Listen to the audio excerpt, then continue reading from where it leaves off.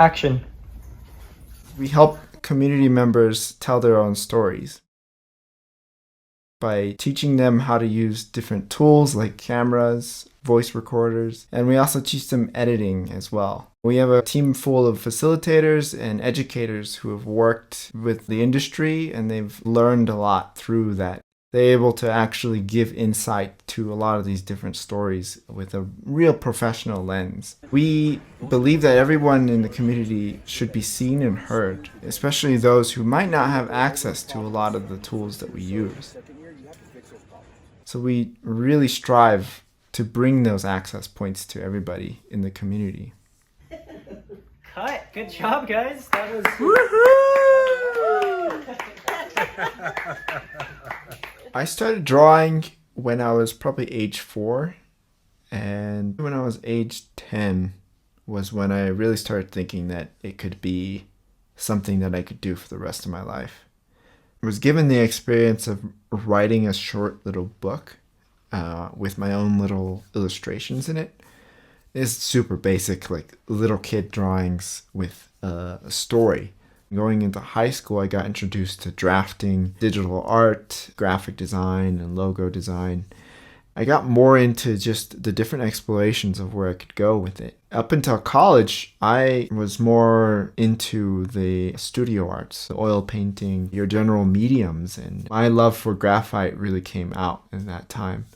So I drew a lot of portraits. That's when I started to understand that there's the story connection I had from when I was a kid. At that point, I changed my degree from studio art into digital art and visual development. Once I changed into digital art, the connection between the story and the art making was finally starting to become crystallized. And I really realized that what I wanted to do was concept art. What I wanted to do was telling stories with my art. I was into making music as well. And I started making music in 2011. By the time that I got into this new degree, I was really deep into sound design as well as audio production. So I was really in a whole other place when I changed my degree. I had come to this crossroads. At that point, I strove to go into art rather than music. And in my last year of college, my school closed down. And the department collected us, all students in my degree, into one single class. And we were able to make this book that was about 350 pages thick of different designs, different storytelling around this one story.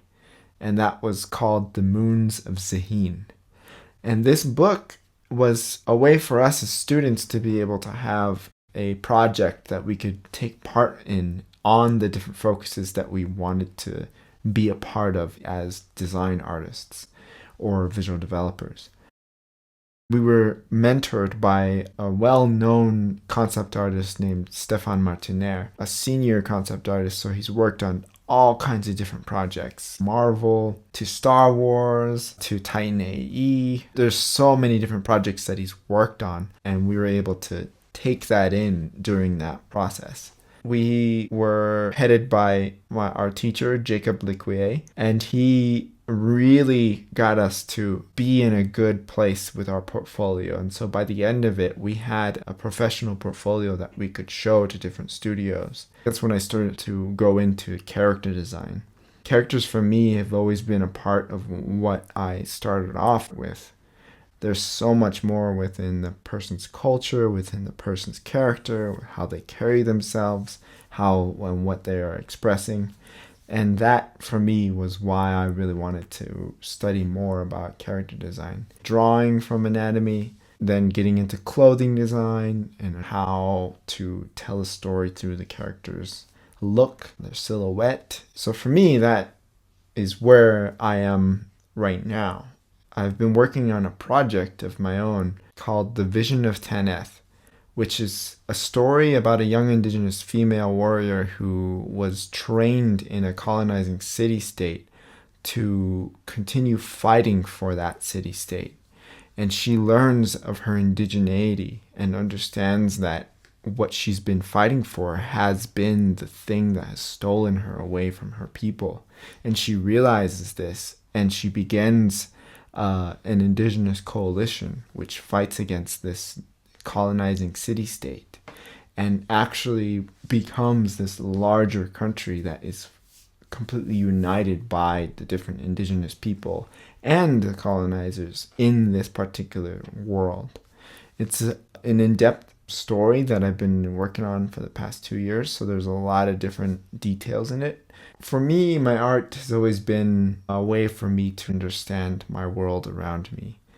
Especially coming from Kewa Pueblo, I definitely want to respect my elders in their request to not draw anything from home in respects to those cultural aspects of my own people.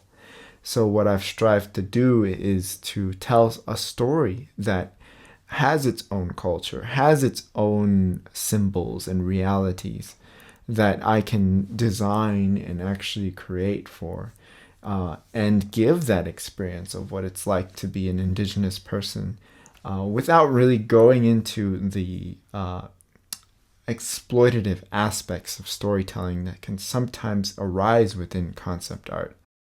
I draw a lot of inspiration from when I was a kid, playing in the arroyos, pretending that I was in this like large story where this war was happening, or there was a character to follow, and you would see them go through all these different experiences in this vast world of a desert or a lush environment of when it rains here. When I think about my story as it is right now, it is a reflection of how I played as a kid, and just being able to step into that kid mind, but with the experience of an adult artist who's in the know of different fundamentals and has that practice down of anatomy and is able to express as much as possible to be able to tell a story.